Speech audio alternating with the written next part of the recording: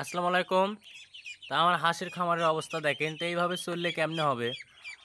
তো প্রতিদিন যদি এইভাবে একটা দুইটা করে মারা যায় তাহলে তো আমার খামার একদম লস প্রজেক্ট।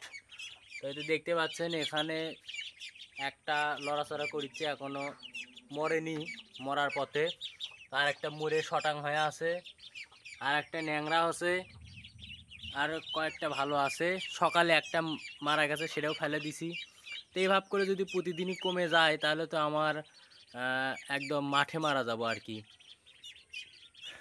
বলার ভাষা হারিয়ে ফেলতেছি, কি বলবো, বলার ভাষা নাই। ওই তো আর একটা ওখানে টুপিচ্ছে দেখেন, ওই যে কোনারটা টুপিচ্ছে। এটা আবার সকালবেলা ভালো হাঁস ছিল, সবগুলো সকালে ভালো ছিল, তারপরে এই অবস্থা, লস প্রজেক্ট। যাই হোক, তবুও তো হাল ছেড়ে দেওয়ার ছেলে আমি না, তবুও লেগে আছি। তো আজকে প্রায় 2 মাস, প্রায় দেড় মাস হচ্ছে ওদেরকে পালতেছি। তো ওদের পেছনে কতটা পরিশ্রম করতেছি সেটা আমি একমাত্র ভালো জানি। তো সেখান থেকে যদি এইভাবে করে ক্ষতি হয়ে যায় তাহলে তো মনটা বড় খারাপ হয়ে যায়। তো এদের পেছনে যে কতটা শ্রম সেটা আমি ভালো জানি। তো এইভাবে করে যদি ক্ষতি হয়ে যায় তাহলে তো মনটা ভালো থাকে না আর কি। তো সারাদিন মন ভালোই ছিল, তো এখন এসে দেখতেছি এই অবস্থা। তো এই অবস্থা দেখে কার মন ভালো থাকে বলেন? আমার তো অবস্থা শোচনীয়, কি করব ভেবে পাচ্ছি না। যেহেতু অল্প হাঁস, তাই আমি ভ্যাকসিনও করাতে পারতেছি না। যে ভ্যাকসিন কিভাবে, অল্প হাঁসের জন্য ভ্যাকসিন তো কিভাবে করব? একটা ভ্যাকসিনের দাম অনেক, তো বেশি হাঁসের জন্য ভ্যাকসিন, তো অল্প হাঁসের জন্য ভ্যাকসিনও করতে পারতেছি না।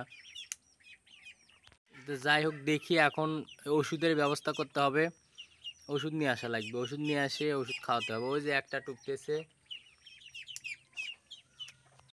তো আপনারা একটু সাজেশন করবেন যে কি কি ওষুধ খাওয়ালে এই বাচ্চাগুলো সুস্থ থাকবে, সাজেশন দিতে পারেন। তো আপনাদের কাছে এই সাজেশনটুকু আমি চাচ্ছি, যে সাজেশন দেবেন কি কি ওষুধ খাওয়াতে পারি, তাহলে বাচ্চাগুলো সুস্থ থাকবে। তো এখন বাচ্চাগুলোকে তুলবো, যেহেতু সন্ধ্যা লেগে গেছে আর আকাশে প্রচুর মেঘ করছে। এখন বাচ্চাগুলোকে ঘরে তুলবো।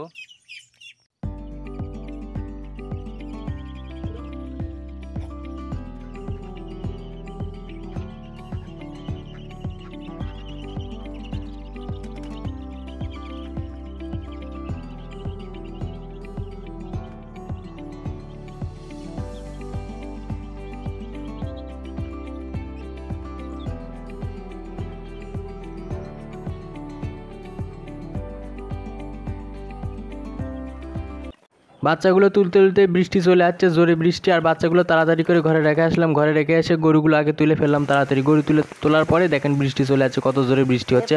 আর এদিকে মুরগিগুলো উঠতে, সন্ধ্যা না লাগলে আবার মুরগিরা ঘরে ওঠে না। তো আজকে এই পর্যন্ত, সবাই ভালো থাকবেন, সুস্থ থাকবেন, আর আমার চ্যানেলটিকে সাবস্ক্রাইব করে দেবেন, ভিডিওটিতে লাইক এবং কমেন্ট করবেন, আর ভিডিওটি বেশি বেশি শেয়ার করবেন। সবাইকে ধন্যবাদ। আসসালামু আলাইকুম রহমতুল্লাহ।